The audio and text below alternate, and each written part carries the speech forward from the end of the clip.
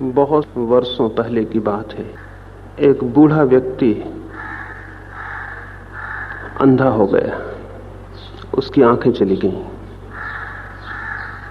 उसकी उम्र 70 को पार कर चुकी थी। उसके 8 लड़के थे, 8 लड़कों की बहुएं थीं, पत्नी थी। उसके मित्रों ने, उसके परिवार के लोगों ने समझाया, आंखों का इलाज करवा ले। लेकिन उस बूढ़े आदमी ने कहा कि अब मेरी आंखों का उपयोग भी क्या, बूढ़ा हो गया हूं, फिर मेरे 8 लड़के हैं, उनकी 16 आंखें हैं, मेरी 8 बहुएं हैं, उनकी 16 आंखें हैं, मेरी पत्नी है, ऐसा मेरे घर में 34 आंखें हैं। क्या 34 आंखों से मेरा काम नहीं चल सकेगा? और मेरी 2 आंखें ना भी हुई तो फर्क क्या पड़ता है? बात ठीक ही थी। घर में 34 आंखें थीं, 2 आंखें ना हुई तो कौन सा फर्क पड़ेगा? उस बूढ़े ने जिद की और अपनी आंखों का उपचार नहीं करवाया। लेकिन 15 दिन ही बीते होंगे कि उस बड़े भवन में आग लग गई जिसका वो निवासी था। वे 32-34 आंखें आग लगते ही घर के बाहर हो गईं। और उन 34 आंखों में से किसी को भी ये ख्याल ना आया कि एक बूढ़ा आदमी भी घर के भीतर है जिसके पास आंखें नहीं। जब वे बाहर पहुंच गए, आग के बाहर हो गए लड़के और बहुएं और पत्नी, तब उन्हें स्मरण आया कि घर का वृद्ध व्यक्ति घर में छूट गया है। लेकिन तब कुछ भी करना संभव न था, लौटने की कोई गुंजाइश न थी। और जब सभी लोग बाहर रह गए, निकल गए उस बूढ़े आदमी को छोड़कर, और जब आग की लपटें उस अंधे आदमी को जलाने लगीं और वो अंधा आदमी भागने लगा और दरवाजा मिलना मुश्किल हो गया, तब उस बूढ़े को भी स्मरण आया कि जब आग लगी हो तो अपनी ही आंखें काम पड़ सकती हैं, किसी और की आंखें नहीं। लेकिन तब बहुत देर हो चुकी थी और उस बूढ़े आदमी को उस आग से भरे हुए मकान में जल जाना पड़ा। उसके मन में कौन से ख्याल रहे होंगे मरते वक्त, कौन सा विचार रहा होगा मरते वक्त। अपनी आंख होती तो वो बाहर हो सकता था, पराई आंख आग लगे हुए मकान में बाहर निकलने के काम नहीं आ सकती। इस कहानी से इसलिए शुरू करता हूं, जीवन भी करीब करीब आग लगा हुआ मकान है। किसी को लपटें दिखाई पड़ती हैं, किसी को नहीं, लेकिन 24 घंटे हम एक जलते हुए मकान के भीतर हैं। कोई आज जल जाएगा, कोई कल जल जाएगा, कोई परसों जल जाएगा। देर होगी, किसी को थोड़ा समय लगेगा, लेकिन जिस मकान के हम भीतर हैं वो मकान आज नहीं कल जलाने वाला सिद्ध होने को है। क्योंकि चाहे और कुछ अनिश्चित हो, एक बात निश्चित है कि जिसे हमने मकान समझा है वो हमारी चिता सिद्ध होगा, और जिसे हमने जीवन जाना है वो हमारी मृत्यु बनेगा। और हम रोज, चाहे हम कुछ भी कर रहे हों, चाहे हम भजन गा रहे हों और चाहे गीता पढ़ रहे हों और चाहे दुकान कर रहे हों और चाहे मंदिर में बैठे हों, हम जो भी कर रहे हैं, हमारा सब किया हुआ हमें मौत के करीब ले जा रहा है। हम जो भी कर रहे हैं, चाहे हम एक सिनेमा गृह में बैठे हों और चाहे एक मंदिर में बैठे हों, बीता हुआ सब समय हमें मौत के करीब पहुंचा रहा है। इससे कोई भेद नहीं पड़ता है कि आप क्या कर रहे हैं। एक बात तय है, आप कुछ भी कर रहे हो, आपका सब करना मृत्यु के निकट ले जा रहा है। मकान जल रहा है और आज नहीं कल आप उसके साथ जलेंगे। क्या इस जीवन के जलते हुए मकान में किसी दूसरे की आंखें आपके काम आ सकती हैं? चाहे वे आंखें राम की हों, चाहे कृष्ण की, और चाहे मोहम्मद की हों, और चाहे क्राइस्ट की, चाहे महावीर की, वे आंखें अगर आपकी नहीं हैं तो आप स्मरण रखिए, वे आपके काम नहीं आ सकती। किसी दूसरे की आंख किसी दूसरे के काम नहीं आ सकती। ये असंभव है कि किसी दूसरे के काम आ जाए। इससे बड़ी और कोई असंभावना, इससे बड़ी कोई इम्पॉसिबिलिटी नहीं है कि मैं आपकी आंखों से देख लूं, कि आपकी आंखों से चल लूं, लेकिन सत्य की खोज में, जीवन की खोज में हम दूसरों की उधार आंखों से चलना चाहते हैं। हमारा जितना ज्ञान है वो सब उधार, बारोड। हमारी जितनी समझ है वो हमारी नहीं, किसी और की। अज्ञान हमारा है, ज्ञान दूसरों का। दूसरों के ज्ञान से हमारा अज्ञान नहीं मिटेगा। चलना हमें है, आंखें दूसरों की। रास्ता हमारा है, मकान हमारा है जिसमें आग लगी है और हम गिरे हैं। मैं घिरा हूं और आंखें आपकी हैं। जिंदगी का सारा दुख यही है, अज्ञान हमारा है और ज्ञान दूसरों का है। जीवन का सारा कंट्रडिक्शन, जीवन का सारा विरोध यही है। अंधकार हमारा है, प्रकाश दूसरों का है। दूसरों का प्रकाश हमारे अंधकार को मिटाने में असमर्थ है। इसका यह अर्थ नहीं है कि मैं दूसरों के द्वारा दिए गए प्रकाश का अपमान कर रहा हूं, नहीं। मैं तो केवल एक तथ्य की बात यह कह रहा हूं कि दूसरों का प्रकाश केवल दूसरों का प्रकाश है, आपका नहीं। अंधकार आपका है, अज्ञान आपका है। तो इस अज्ञान को, इस अंधकार को मिटाने का एक ही उपाय है कि किसी भांति आपकी अपनी आंख खुल सके और आपका अपना ज्ञान पैदा हो सके। अन्यथा जीवन में तो शायद पता नहीं चलेगा, लेकिन मृत्यु के क्षण में ज्ञात होगा कि कोई ज्ञान काम नहीं आया। जैसे उस बूढ़े आदमी को जब आग लग गई घर में, तब पता चला कि दूसरों की आंखें सहयोगी सिद्ध नहीं हुई। वैसे ही मृत्यु के क्षण में सभी को ज्ञात होता है कि सभी शास्त्र, सभी ज्ञान, वो सब जो सीख लिया था, जो अपना नहीं था, वो काम नहीं पड़ता है। वो कभी काम नहीं पड़ा है।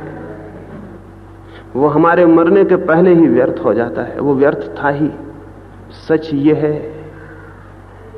कि जीवन की अनुभूतियां जब तक अनुभव न की जाएं, तब तक उस संबंध में हम जो भी जानते हैं वो न जानने से भी बदतर है। अज्ञान बेहतर है दूसरों के ज्ञान से। क्यों?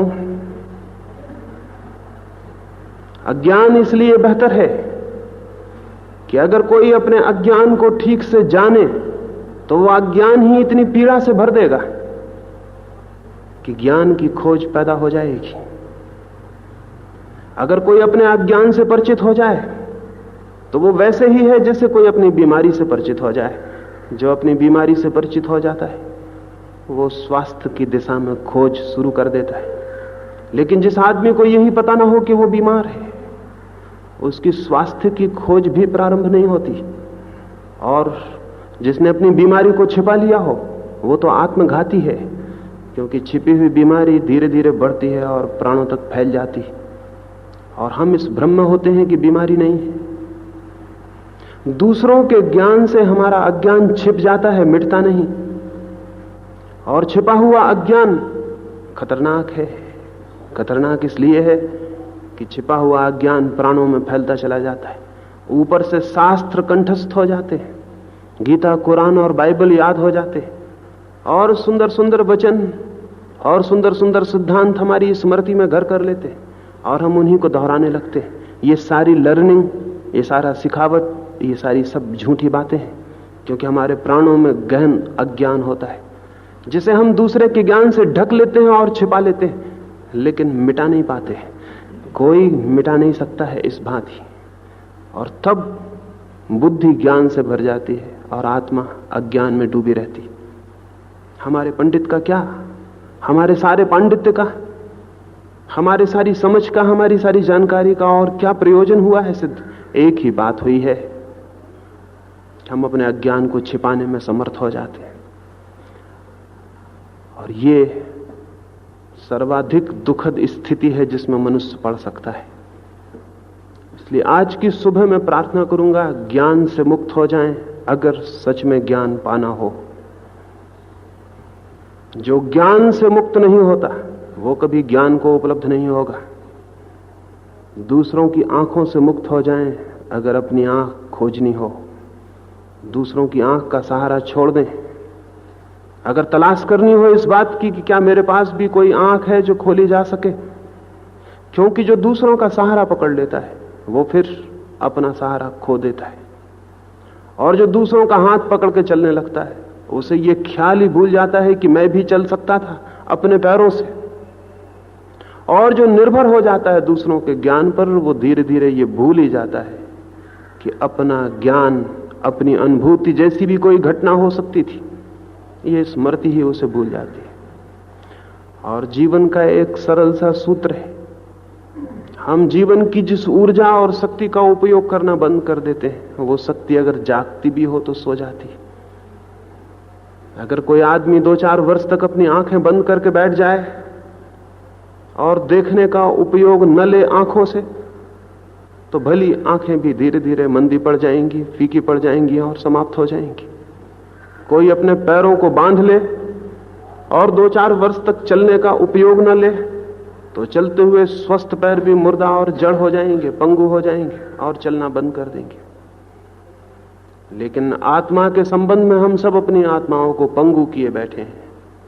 विवेक और विचार के संबंध में हम सब अपनी आंखें बंद किए बैठे हैं। और अगर इसका परिणाम यह हुआ हो कि हमारा विवेक नहीं जागता और हमारी आत्मा में स्फुरना नहीं होती प्रकाश की, तो इसमें कौन कसूरवार है, कौन दोषी है? हम इसलिए दोषी हैं और कि हमने विश्वास कर लिया है कि कहीं और से ज्ञान उपलब्ध हो जाएगा।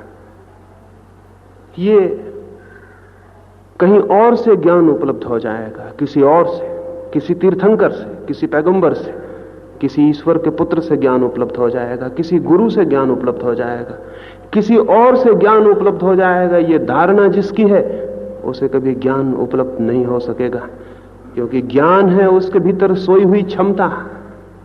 ज्ञान कोई संपत्ति नहीं है कि मैं कहीं जाऊं और खोज लाऊं। ज्ञान कोई बाहरी वस्तु नहीं है कि मैं जाऊं और खरीद लाऊं, किसी से मांग लूं या चुरा लूं। ज्ञान है मेरे प्राणों का सोया हुआ संगीत। ज्ञान है मेरे प्राणों की सोई हुई क्षमता। उसे मैं जगाऊं तो वो जाग सकती है। लेकिन जब तक मैं बाहर से ज्ञान को इकट्ठा करने में विश्वास करूंगा, तब तक मैं ज्ञान के नाम पर सूचनाएं इकट्ठी कर लूंगा, नॉलेज के नाम पर इंफॉर्मेशन इकट्ठी कर लूंगा और उन सूचनाओं को समझ लूंगा कि ये ज्ञान हो गया। और जिसने सूचनाओं को ज्ञान समझ लिया, उसके जीवन में ज्ञान के द्वार बंद हो जाते हैं।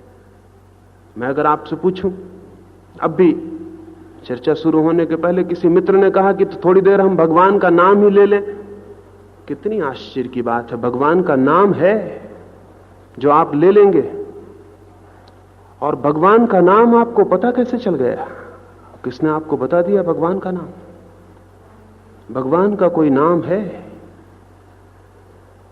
या कि सब नाम हमने भगवान के कल्पित कर लिए?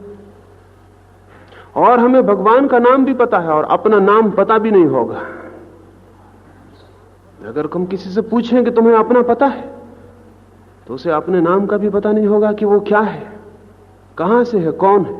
लेकिन हम कहेंगे कि हमें भगवान का नाम पता है। और भगवान का कोई नाम हो सकता है,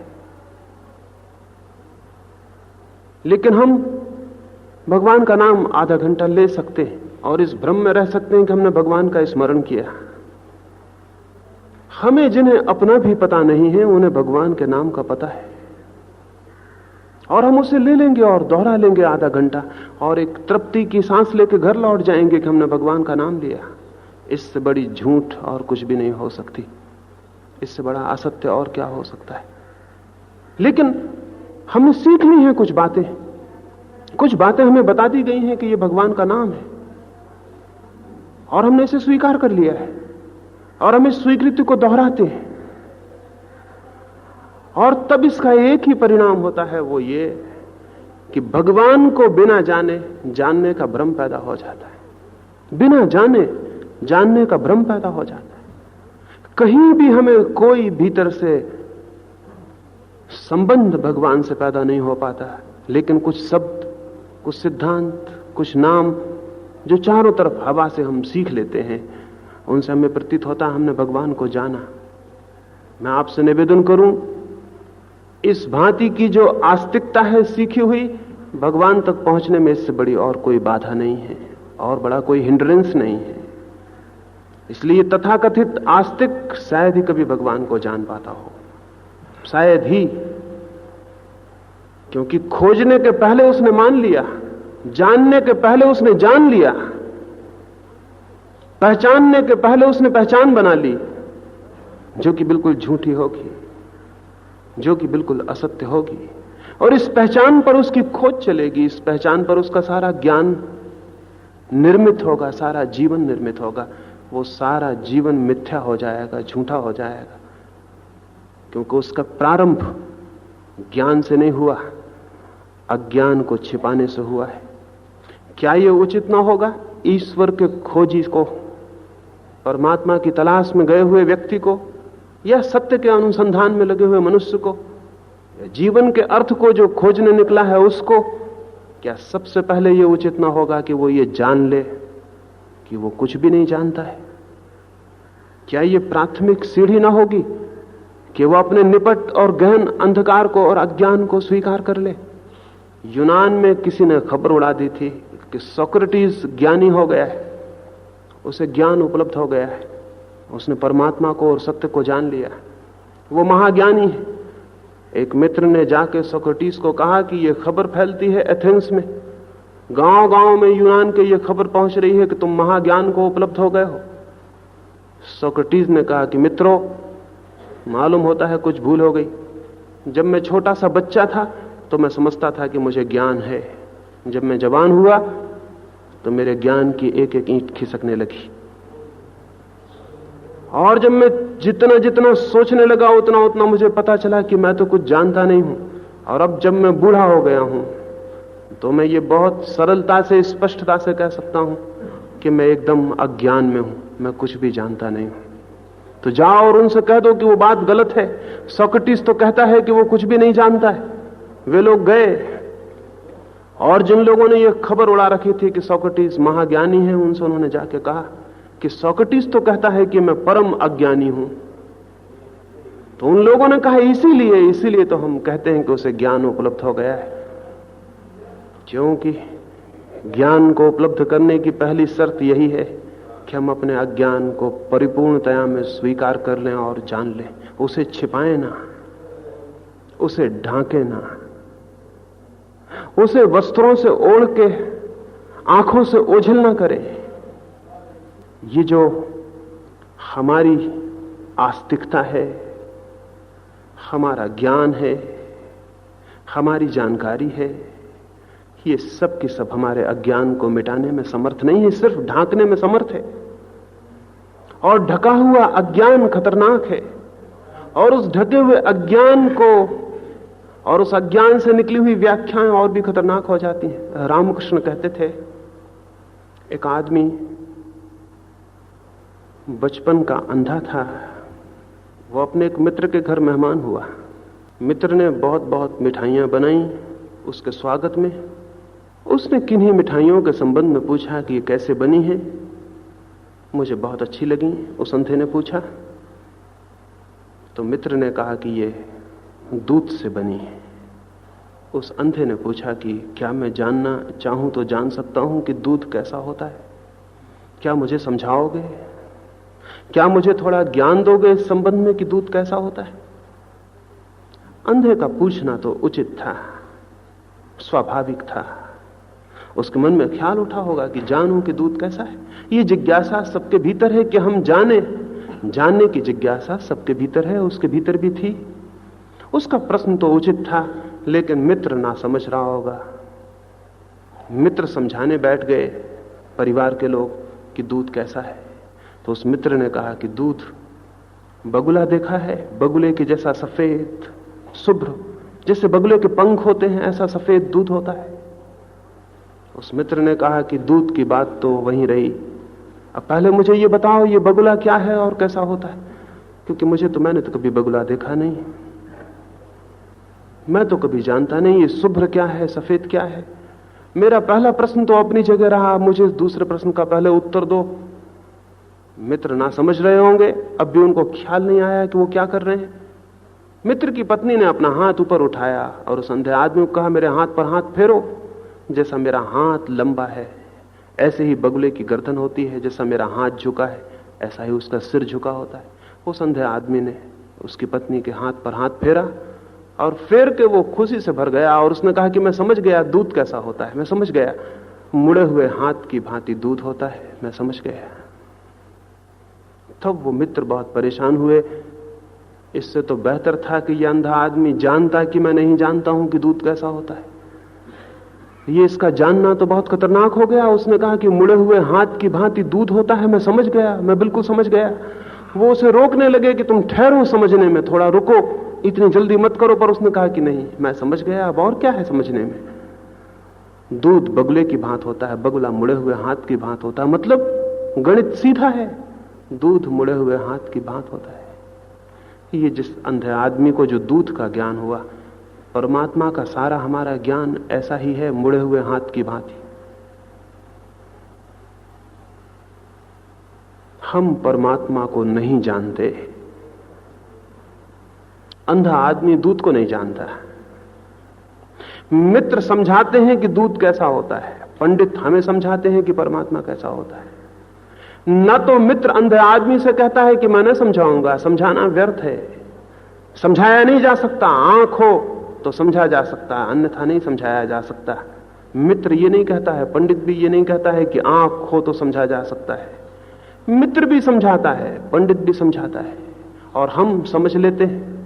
और तब हमारी समझ इस तरह की होती है, हिंदू एक तरह का भगवान बनाता है, मुसलमान दूसरे तरह का भगवान बनाता है, क्रिश्चियन तीसरे तरह का भगवान बनाता है। दुनिया में न मालूम कितने तरह के भगवान पैदा हो जाते हैं, क्योंकि हर एक अंधा आदमी अपने अंधेपन में कोई कल्पना करता है और उस कल्पना को समझ लेता है कि भगवान है। फिर इन कल्पनाओं पर झगड़े होते हैं, फिर इन कल्पनाओं पर हत्याएं होती। 3000 साल से धार्मिक आदमी एक दूसरे की हत्या कर रहे हैं, एक दूसरे का मंदिर तोड़ रहे हैं, किताबें जला रहे हैं, आग लगा रहे हैं। बड़ा पागलपन है। नास्तिकों ने इतना कुछ बुरा नहीं किया दुनिया में आज तक। नास्तिकों के ऊपर कोई बहुत बड़े अपराध नहीं है, न तो मकान में आग लगाने के, न लोगों की हत्या करने के, न स्त्रियों पर बलात्कार करने के, न मंदिर मूर्तियां तोड़ने के, न मस्जिदें जलाने के। नास्तिकों के ऊपर कोई अपराध नहीं है सारी दुनिया में।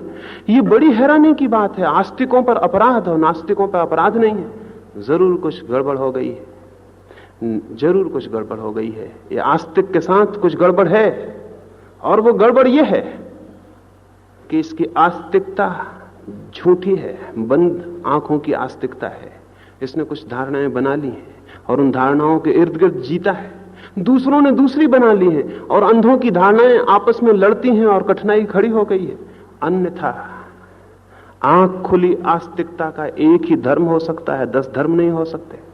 और आंख खुले मनुष्य का एक ही परमात्मा हो सकता है, 10 परमात्मा नहीं हो सकते। लेकिन हमारी जो ये स्थिति है, हमारे ये जो मंदिर और मस्जिद हैं, हमारा ये जो सारा का सारा दुनिया में आस्तिकों का उपद्रव है, ये कैसे खड़ा हो गया है? ये खड़ा हो गया है इस बात से कि ये ज्ञान, ये परमात्मा का बोध हमारे प्राणों से नहीं उपजा है, ये हमने सूचनाओं की तरह स्वीकार कर लिया है। और तब धर्म के अड्डे ही अधर्म के अड्डे हो जाएं तो आश्चर्य नहीं है। और तब सारी दुनिया में धर्म के प्रति विरोध पैदा हो और धर्म के प्रति अपमान पैदा हो, अनादर पैदा हो, अनास्था पैदा हो, तो भी कोई आश्चर्य नहीं है। अगर दुनिया का युवक मंदिरों में जाना बंद कर दे और चर्चों में जाना बंद कर दे और आदर देना बंद कर दे और धर्म का सारी दुनिया में अपमान शुरू हो जाए, तो भी आश्चर्यजनक नहीं है। इसका जिम्मा किस पर है? इसका जिम्मा उन्हीं लोगों पर है जिन्होंने बंद आंखों से धर्म निर्मित किया है। और ऐसा धर्म डूबेगा और जाएगा इसके पहले कि ऐसा धर्म डूबे और चला जाए, क्या आंख वाला धर्म पैदा नहीं हो सकता है? क्या हम आंख खोलकर सत्य की खोज और जिज्ञासा में संलग्न नहीं हो सकते? मुझे दिखाई पड़ता है कि हो सकते हैं। होना पड़ेगा, होना जरूरी है, होना अनिवार्य है। क्यों? क्योंकि जो बंद आंख से जीवन को टटोलता है और जो धारणाएं बनाता है वे खतरनाक हैं, अधूरी हैं, घातक हैं, अज्ञान से भी ज्यादा घातक हैं। तो अज्ञान कैसे टूटे, एक रास्ता हम जानते हैं, अज्ञान कैसे ढके। और इसलिए एक आदमी बहुत से शास्त्र पढ़ ले और शास्त्रों की बातें करने लगे तो अज्ञान ढका हुआ मालूम पड़ने लगता है। सस्ता है ये रास्ता अज्ञान को ढांक लेने का, लेकिन ढका हुआ अज्ञान नष्ट नहीं होता है, वो और गहरे हमारे प्राणों में प्रविष्ट हो जाता है। इसलिए पंडित से ज्यादा अज्ञानी आदमी खोजना कठिन है। वो बहुत कुछ जानता हुआ मालूम पड़ता है और बिल्कुल भी नहीं जानता।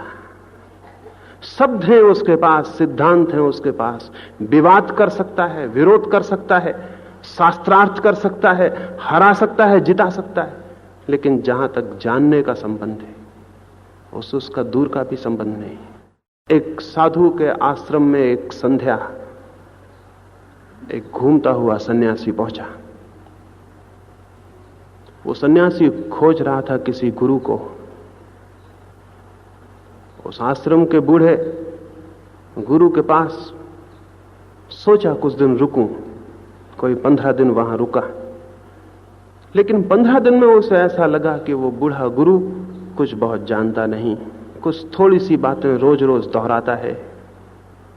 ऊब पैदा हो गई, इतनी सी थोड़ी सी बातें थीं, उन्हीं को रोज रोज सुनने का क्या प्रयोजन था। एक दिन उसने सोचा कि और कहीं खोजूं और कहीं जाऊं। जिस रात आश्रम छोड़ने को था उसी रात एक और युवक सन्यासी उस आश्रम में पहुंचा। उस रात उस आश्रम के अंतेवासी इकट्ठे हुए और वो जो नया सन्यासी उसी संध्या पहुंचा था, उसने कुछ ऐसी वेदांत की बारीक और सूक्ष्म चर्चा की कि वे सभी आश्रम के अंतेवासी बहुत बहुत प्रभावित हुए। वो युवक जो उस दिन आश्रम छोड़ने को था, उसने भी सोचा कि गुरु हो तो ऐसा हो।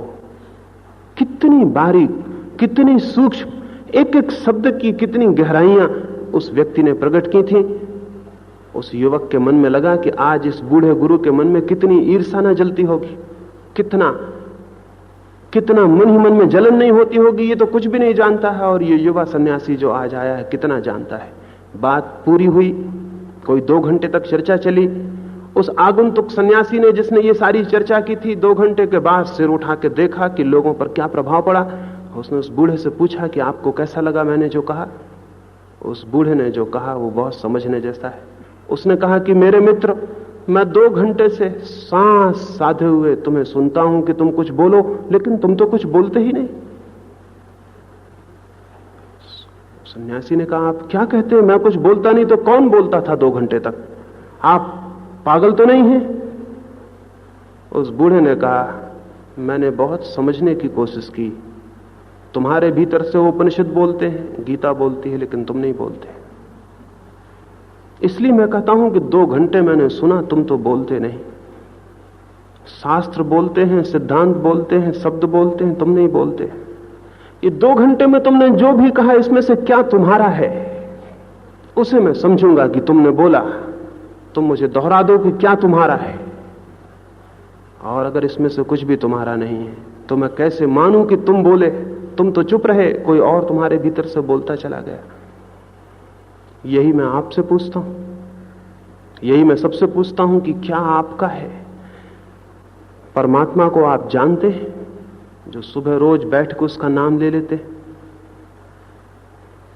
आत्मा को आप जानते हैं, जो आप दोहराते हैं कि भीतर आत्मा है जो अमर है? आप जानते हैं कि मृत्यु के बाद आप बचेंगे? आप जानते हैं कि जन्म के पहले आप थे? क्या आप जानते हैं? वो जो सामने पत्थर पड़ा है आपके घर के, उसको जानते हैं? वो जो पौधा निकला है आपके बगिया में, उसको जानते हैं?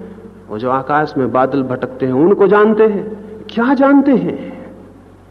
आप क्या जानते हैं? बहुत कुछ जानते होंगे आप, लेकिन वो जानना आपका जानना नहीं होगा।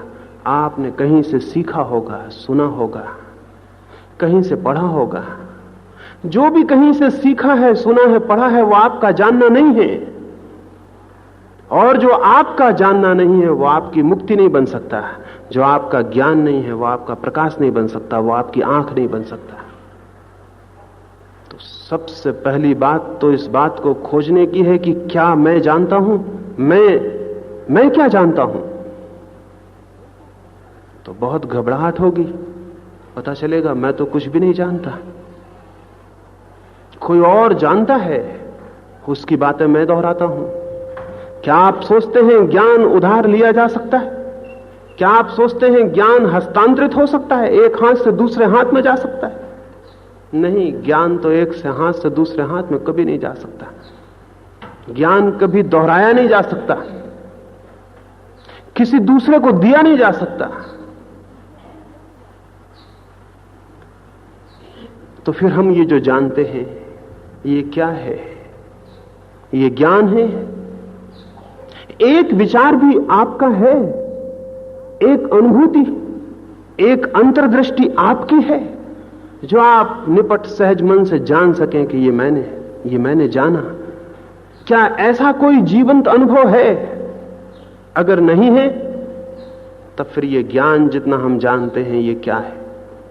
ये अज्ञान से भी ज्यादा खतरनाक है, क्योंकि ये ज्ञान नहीं है और ज्ञान होने का भ्रम पैदा कर देता है। ये इल्यूजरी है, ये मिथ्या है, ये झूठा है। ये ज्ञान नहीं है और ज्ञान होने का भ्रम पैदा कर देता है। और हम क्यों इसे स्वीकार कर लेते हैं? आलस्य के कारण स्वीकार कर लेते हैं। खुद ज्ञान खोजना हो तो श्रम करना पड़ेगा, शक्ति और साहस चाहिए, खोज की हिम्मत चाहिए, अनजान अपरिचित रास्तों पर चलने की हिम्मत चाहिए। अपरिचित सागर में नौका खोलने में जितनी हिम्मत चाहिए उससे कहीं बहुत ज्यादा सत्य के अपरिचित सागर में यात्रा करने की हिम्मत चाहिए। लेकिन इस सबसे सस्ते में निपटारा हो जाता है। हम किताबें उठा लेते हैं और कुछ बातें सीख लेते हैं और सीख के उन बातों को तोतों की भांति दोहराने लगते हैं और उन दोहराई बातों से ज्ञानी होने का मजा मिलना शुरू हो जाता है। और दो चार लोग भी हमारे आसपास इकट्ठे हो सकते हैं जो हमको गुरु कहने लगे कि ये बहुत जानते हैं, इन्हें गीता पूरी कंठस्थ है, उपनिषद पूरे आते हैं। तो न केवल हम ज्ञानी बन जाते हैं, गुरु बन जाते हैं, दो चार और शिष्य भी इकट्ठे आसपास हो जाते हैं और एक अजीब, एक नासमझी का अजीब क्रम दुनिया में चलना शुरू होता है। और ये चल रहा है हजारों वर्ष से। बहुत थोड़े से लोगों को ज्ञान उपलब्ध हुआ है। उसका कारण ये नहीं है कि ज्ञान उपलब्ध होना कोई बहुत दुरूह और कठिन बात है। उसका कारण केवल इतना है कि हम सब्स्टिट्यूट नॉलेज से तृप्त हो जाते हैं, पूरक ज्ञान से तृप्त हो जाते हैं। कोई आदमी पानी की खोज में जाए और रास्ते में नकली पानी मिल जाए, कोई आदमी फूल की खोज में जाए और रास्ते में कागज के फूल मिल जाए और खरीद के घर आ जाए। ऐसे हमने कागजी ज्ञान को इकट्ठा कर लिया है, फूल सजा लिए हैं और इन फूलों से तृप्त होकर बैठ गए हैं, इसलिए ज्ञान उत्पन्न नहीं होता। अज्ञान बाधा नहीं है ज्ञान के आने में, स्मरण रखिए। उधार ज्ञान बाधा है, क्योंकि जो उधार ज्ञान को पकड़ लेता है उसकी ज्ञान की खोज बंद हो जाती। फिर उसे छोड़ने में भी डर लगता है। छोड़ने में इसलिए डर लगता है कि उधार ज्ञान हमारे अहंकार की तृप्ति करने लगता है। लगने लगता है मैं कुछ हूं, क्योंकि मैं जानता हूं, मैं ईश्वर को जानता हूं, मैं आत्मा को जानता हूं, मैं कुछ हूं, मैं ज्ञानी हूं। ये अहंकार की तृप्ति होने लगती। फिर अगर कोई कहे कि झूठा है तो प्राण बड़े संकट में पड़ते हैं कि इसे कैसे छोड़ दूं। इसे छोड़ दूंगा तो फिर निपट अज्ञानी रह जाऊंगा, जो कि है, जो कि असलियत में मैं हूं, लेकिन छोड़ने में डर लगता है, भय लगता है। और फिर ये भय बाधा बन जाती और तब हमारी खोज हमेशा के लिए बंद हो जाती। ज्ञान का किनारा छोड़ना पड़ता है, दूसरों के ज्ञान का किनारा छोड़ना पड़ता है, जिसे अपने ज्ञान की खोज में जाना हो। एक छोटी सी कहानी कहूं। एक रात कुछ मित्र एक मधुशाला में गए और उन्होंने शराब पी ली। पूर्णिमा की रात थी। फिर वे बाहर निकले, उन्होंने आकाश की तरफ देखा, नशे में भरे हुए थे। रात तो वैसे ही बहुत सुंदर थी, नशे में और भी सुंदर दिखाई पड़ने लगी। और उन सब ने सोचा कि चलो नदी के किनारे चलें और नौका पर यात्रा करें। वे नदी के किनारे गए, उन्होंने एक नौका पर सवारी की, पतवारें उठाई और यात्रा शुरू कर दी। कोई आधी रात होगी, फिर सुबह की ठंडी हवाएं चलने लगी। तब उनका होश थोड़ा वापस लौटा। ठंडी हवाओं के झोंकों ने नशा कुछ कम किया। तो उनमें से एक ने कहा कि मित्रों, न मालूम हम कितनी दूर निकल आए होंगे, अब सुबह होने के करीब है, वापस लौट चलें। किस दिशा में चले आए हैं ये भी पता नहीं, कितनी दूर निकल आए हैं ये भी पता नहीं। एक आदमी नीचे उतर के देखे कि हम कहां हैं। एक व्यक्ति नीचे उतरा और उसने कहा कि तुम बिल्कुल मत घबराओ, हम वहीं हैं जहां हम रात थे। वो नौका वहीं खड़ी थी, वो जंजीर खोलना भूल गए थे, वो किनारे से बंधी थी। रात भर उन्होंने पतवार चलाई, रात भर, और ये सोचते रहे कि कहीं पहुंच गए होंगे दूर। लेकिन सुबह उन्होंने वहीं पाया जहां वो थे। एक बुनियादी बात भूल गए, नाव पर बैठे ये भी ठीक था, पतवार उठाई ये भी ठीक था, पतवार चलाई ये भी ठीक था, लेकिन सबसे पहले जरूरी था कि नौका कहीं बंधी तो नहीं है।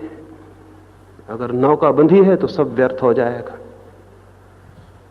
मृत्यु के करीब पहुंच के आदमी पाता है, जब मृत्यु की ठंडी हवाएं लगनी शुरू होती हैं और नशा थोड़ा उखड़ता है, तब पता चलता है उतर के तो देख लें कि कहीं पहुंचे या नहीं। और अधिक लोग वहीं पाते हैं जहां जन्म के साथ उन्होंने पाया था। नौका वहीं खड़ी रह जाती, क्योंकि जंजीर खोलना हमने कभी ख्याल में नहीं रहा कि जंजीर भी खोलनी जरूरी थी। जंजीर कहां बंधी है चित्त की कि वो परमात्मा तक नहीं पहुंच पाता। ये जो झूठा ज्ञान है, इसके किनारे से जंजीर बंधी, झूठे ज्ञान के किनारे से जंजीर बंधी, इसलिए कभी सम्यक ज्ञान की तरफ गति नहीं हो पाती। अज्ञान से जंजीर नहीं बंधी है, स्मरण रखिए, क्योंकि अज्ञान से कोई भी बंधा रहने को राजी ही नहीं होता है। लेकिन झूठे ज्ञान से बंधने में एक रस है, एक मजा है, इसलिए उससे कोई बंधने को राजी हो जाता है। रस ही तो बंधन है। अज्ञान से कोई नहीं बंधता है, इसलिए अगर कोई आपको अज्ञानी कह दे तो आप गुस्से में आ जाते हैं, क्योंकि अज्ञानी होने को कोई राजी नहीं। अगर आपको कोई पकड़ ले रास्ते में, कह दे आप बड़े अज्ञानी हो, तो आप मुकदमा चलवाते हैं, किसने मेरा अपमान कर दिया। अज्ञानी होने को कोई राजी नहीं है। टॉलस्टॉय ने लिखा है कि एक आदमी एक सुबह एक चर्च में जाके भगवान के सामने प्रार्थना कर रहा था। अंधेरा था, कोई 5 बजे होंगे, कोई नहीं था चर्च में। टॉलस्टॉय भी घूमता हुआ सुबह सुबह चर्च में पहुंच के एक कोने में खड़ा हुआ था। वह आदमी प्रार्थना कर रहा था, हे भगवान, मैं बहुत बड़ा अज्ञानी हूं, बहुत बड़ा पापी हूं। टॉलस्टॉय ने देखा कि ये कौन आदमी। चर्च के बाहर वो आदमी बाहर निकला तो टॉलस्टॉय उसके पीछे हो लिया। जब थोड़ा प्रकाश हुआ तो देखा वो तो नगर का सबसे बड़ा धनी मानी व्यक्ति था। जब वो चौरस्ते पे पहुंचे तो टॉलस्टॉय चिल्लाया और कहा कि ठहरो, ए अज्ञानी, ए पापी, रुको। उस आदमी ने कहा कि देख, जो मैंने चर्च में कहा था वो सब जगह कहने को नहीं है, और मुझे पता नहीं था कि तू वहां मौजूद है। मैंने सिर्फ भगवान से कहा था, अगर इस बात को तूने चौरस्ते पे कहा तो सांझ होने के पहले हथकड़ियों में अपने को बंद पाएगा। तो टॉलस्टॉय ने कहा कि मैं तो सोचता था कि तुम जब भगवान से कह रहे हो कि मैं अज्ञानी हूं, उसने कहा कि वो ठीक है भगवान से कहना, वो हमारी और भगवान के बीच की बातचीत है, ये किसी और के बीच का मामला नहीं है। मैं चौरस्ते पे अज्ञानी अपने को कहने को राजी नहीं हूं। आप भी चौरस्ते पे अपने को अज्ञानी कहने को राजी नहीं है। अज्ञानी तो कोई रहने को राजी नहीं है। तो अगर आपको पता चल जाए कि आप अज्ञानी हो तो तब आप उस किनारे को छोड़ दोगे। लेकिन अगर आपको पता चलता हो कि आप ज्ञानी हो तब फिर किनारे को छोड़ना बहुत कठिन, क्योंकि ज्ञानी होने का रस तो कोई भी लेना चाहता है। कोई भी अज्ञानी से अज्ञानी व्यक्ति से कहो कि तुम ज्ञानी हो तो वो भी रीढ़ सीधी करके बैठ जाएगा। अगर उसके पीछे पीछे आप घूमने लगो तो वो भी कहने लगेगा कि मेरी भी कुंडलनी शक्ति जाग गई है और मेरे भीतर भी ऐसे ऐसे अनुभव होने शुरू हो गए। ज्ञानी होने का सुख अहंकार को तृप्त करने का सुख है। तो अज्ञान के तट से किसी की नाव नहीं बंधी है कभी, लेकिन ज्ञान के तट से सबकी नावें बंधी हुई हैं। इसलिए मैं कहता हूं कि ज्ञान को छोड़ें तो यात्रा हो सकती है ज्ञान की तरफ। उस ज्ञान को छोड़ना पड़ेगा जो दूसरों से पाया है, उस ज्ञान को पाने के लिए जो कि किसी से नहीं पाया जाता और भीतर पैदा होता है और जागता है। वही है ज्ञान, वही है ज्योति, वही है प्रकाश। और उसी प्रकाश में जाना जाता है वो निगूढ़तम सत्य जिसको हम परमात्मा कहते हैं। उसी प्रकाश में जानी जाती है वो शक्ति जिसे हम आत्मा कहते हैं। उसी प्रकाश में पहचाना जाता है वो जो अमृत है और अनादि और अनंत है और जो हमेशा से था और हमेशा होगा।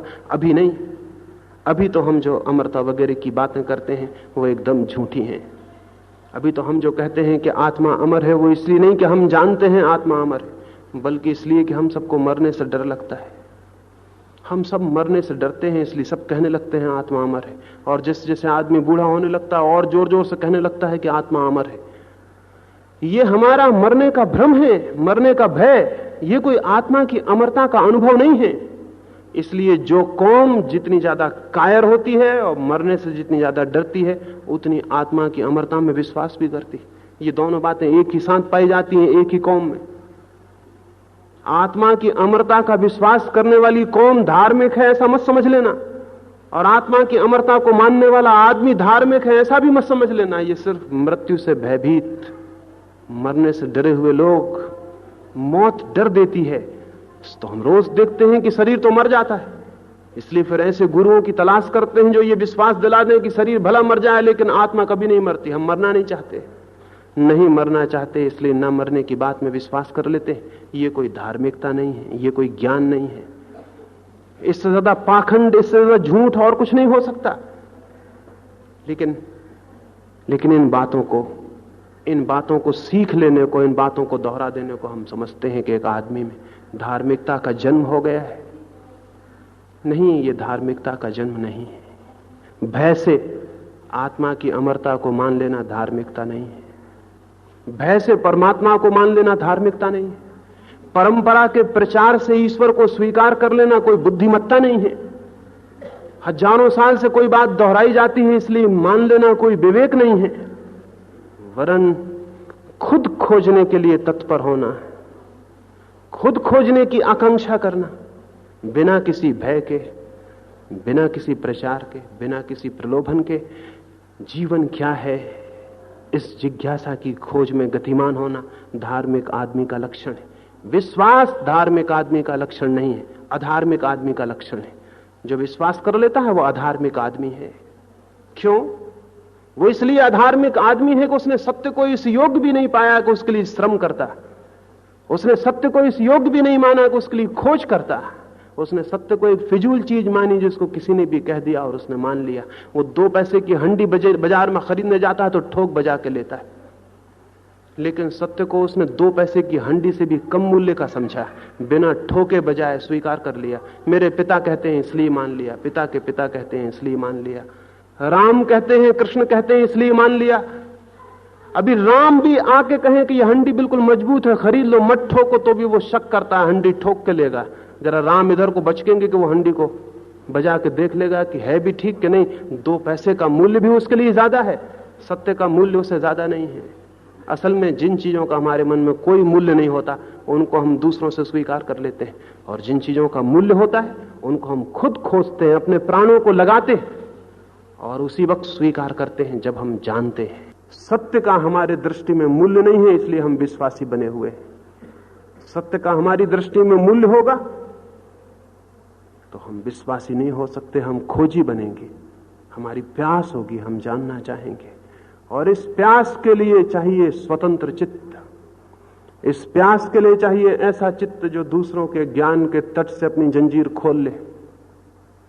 जो इतना साहस करता है वही केवल परमात्मा के रास्ते पर जा सकता है। जो साहस ही नहीं करता वो तो परमात्मा के रास्ते पर क्या जाएगा। भेड़ बनने से कोई परमात्मा के रास्ते पर नहीं जाता। एक भेड़ जा रही है, उसके पीछे आप भी जा रहे हैं। ऐसा अंधानुगमन परमात्मा तक नहीं ले जाता। एक स्कूल के अध्यापक ने मुझे बताया, उसने एक बच्चे को पूछा, एक गांव देहात में स्कूल में, कि 11 भेड़ें एक खेत के भीतर बंद हैं, अगर 5 भेड़ें छलांग लगा के बाहर निकल जाएं तो भीतर कितनी भेड़ बचेंगी? एक छोटे बच्चे ने हाथ हिलाया और उसने कहा कि बिल्कुल भी नहीं। उस अध्यापक ने कहा, तुम बिल्कुल पागल हो, 11 भेड़ें बंद हैं, 5 छलांग लगा के निकल गई तो भीतर कितनी बचेंगी? उस बच्चे ने कहा, बिल्कुल भी नहीं, मैं भेड़ों को जानता हूं, आप गणित को जानते होंगे, मेरे घर में भेड़ें हैं। उस बच्चे ने कहा, मेरे घर में भेड़ें हैं, आप गणित को जानते होंगे, गणित हो सकता है मुझे पता भी ना हो, लेकिन भेड़ें मुझे पता है। 5 क्या, एक भेड़ भी निकल जाए तो फिर पीछे बिल्कुल भी नहीं बचेंगे, वो सब उसके पीछे चली जाएंगी। आदमी हजारों साल से भेड़ों जैसा व्यवहार कर रहा है और हम कहते हैं ये धार्मिक आदमी है। एक भेड़ जाती है, उसके पीछे दूसरी भेड़ जाती है, उसके पीछे तीसरी भेड़ जाती है, और ये हजारों साल से चल रहा है और हम कहते हैं ये धार्मिक आदमी है। मैं तो कहता हूं ये आदमी ही नहीं है, धार्मिक आदमी होना तो बड़ी दूर की बात है। रिलीजियस माइंड, धार्मिक आदमी जैसी सुंदर तो कोई चीज होती नहीं, धार्मिक आदमी जैसी महत्वपूर्ण तो कोई बात होती नहीं। धार्मिक आदमी तो जीवन का फूल है। ये धार्मिक आदमी नहीं है जो भेड़ों की भांति व्यवहार कर रहे हैं। धार्मिक आदमी का तो पहला तत्व है कि वो स्वतंत्र होगा, खुद खोजेगा, वो अंधानुकरण नहीं करेगा, वो किसी के पीछे फॉलो नहीं करेगा, वो किसी का अनुयायी नहीं होगा। अपने और परमात्मा के बीच वो किसी को लेने को राजी नहीं होगा, वो कोई मध्यस्थ स्वीकार नहीं करेगा। वो तो अपने पूरे प्राणों को लेकर, अपने पूरे विवेक को जगाकर, अपने पूरी विचार की शक्ति को उठाकर, अपने सारी शक्तियों को एकजुट इकट्ठा करके खोज में संलग्न होगा। और जिस दिन जान लेगा उसी दिन कहेगा कि मैंने जाना, और जब तक नहीं जानेगा वो विनम्रता से कहेगा कि मैं नहीं जानता हूं, मुझे भी कुछ भी पता नहीं है। ये तो धार्मिक आदमी का पहला लक्षण होगा, स्वतंत्रता। चित्त सब भांति पराये विचारों, पराये ज्ञान से स्वतंत्र होना चाहिए। जो स्वतंत्र नहीं है वो सत्य को कभी नहीं पा सकेगा। स्वतंत्रता की पहली शर्त, सत्य की पहली शर्त स्वतंत्रता है। चित्त स्वतंत्र होना चाहिए। ये आज सुबह में पहली भूमिका आपसे कहा हूं, स्वतंत्रता। विचार की, विवेक की, आत्मा की, सब भांति स्वतंत्रता। उसे कहीं बांधे ना, उसे कहीं झूठे ज्ञान से अटकाए ना। कल सुबह दूसरे सूत्र की आपसे बात करूंगा, सरलता, और परसों सुबह तीसरे सूत्र की बात करूंगा, शून्यता। स्वतंत्रता, सरलता और शून्यता, इन 3 सीढ़ियों पर जो खड़े होने को राजी हो जाता है उसे सत्य को खोजने कहीं जाना नहीं पड़ता। सत्य उसे खोजते हुए उसके द्वार पर आ जाता है। जो इन 3 भूमिकाओं को पूरा करता है उसे परमात्मा को खोजने कहीं जाना नहीं पड़ता। वो पाता है कि परमात्मा उसके द्वार पर ही आ गया है।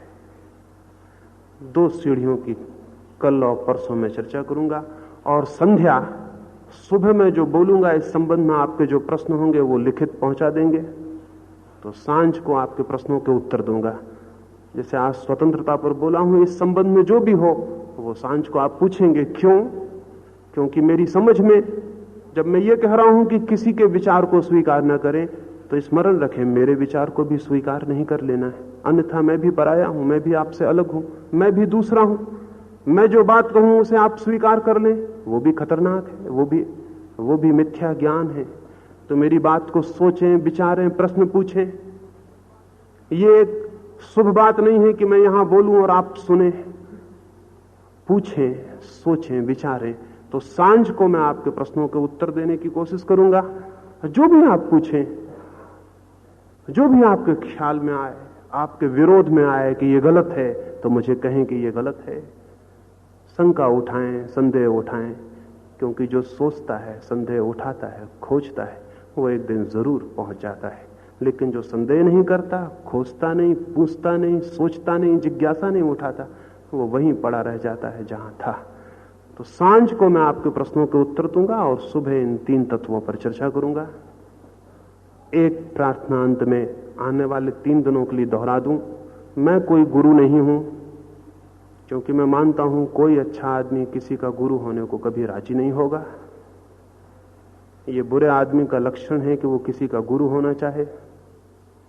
ये अहंकार की ही खोज है।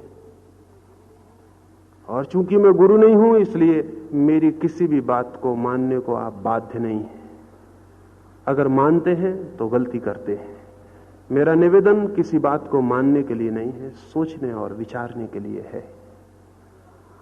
और अगर सोचने और विचारने से और सब भांति के संदेह करने पर और सब भांति के प्रश्न उठाने पर भी कोई बात आपको ठीक मालूम पड़े, तो फिर वो मेरी नहीं रह जाती, आपकी हो जाती। फिर उससे मेरा कोई संबंध नहीं रह जाता, क्योंकि आपने खोजा, विचारा, सोचा, परखा, जांचा, इतनी कोशिश की, मेहनत की, और फिर आपको कोई बात ठीक लगी, वो आपकी हो गई। उससे फिर मेरा कोई संबंध नहीं, वो फिर आपका अपना विचार हो गया। इसलिए मेरे विचार को स्वीकार करने की कोई भी जरूरत नहीं है। उसके लिए निवेदन कर दूं, और इतना ही कि उस पर सोचें, विचारें, खोजें। थोड़ी हमारे मन में चिंतना पैदा हो, थोड़ा मनन पैदा हो। हजारों साल से हम जड़ बुद्धियों की तरह बैठे हैं जमीन पर, दोहरा रहे हैं, पुनरुक्त कर रहे हैं पुराने को, लेकिन खोज के हमारे सब दिशाएं बंद हो गई हैं। भारत की मनीषा हजारों वर्ष से पुनरुक्ति करने वाली हो गई है, सृजनात्मक नहीं रही। उससे कुछ क्रिएटिव, कुछ नष्ट हो गया है, बस रिपीटेटिव हो गई है, दोहराती है। दोहराना बंद करें, सृजनात्मक दिशा में थोड़ा अन्वेषण करें, और स्मरण रखें कि जितना ही सृजनात्मक ऊर्जा होती है उतने ही हम सृष्टा के करीब पहुंचने लगते हैं, और जितनी गैर सृजनात्मक, पुनर्वित्यात्मक ऊर्जा होती है, शक्ति होती है, उतना ही हम सृष्टा से दूर होने लगते हैं। परमात्मा के निकट वही है जो सृजन करता है, और विचार में और विवेक में जो सृजन करता है वो तो उसके बहुत निकट पहुंच जाता है। मेरी इन बातों को आज की सुबह इतनी शांति से सुना है। हो सकता है कई बातें ऐसी हों जो आपके मन में अशांति पैदा करें। मेरी तो आकांक्षा यही है कि अशांति पैदा हो, क्योंकि हम इतने मुर्दे की भांति हो गए हैं कि हम अशांत ही नहीं होते। हमारे भीतर असंतोष ही नहीं होता, हमारे भीतर चिंता ही पैदा नहीं होती। तो अगर मेरी कोई बात आपको धक्का दे, तो मेरी तो आकांक्षा है कि धक्का लगे। मैं तो चाहता हूं कि आप जिस नींद में सोए हैं, कोई आपको जोर से आके हिला दे, आपके सब सपने गड़बड़ हो जाएं।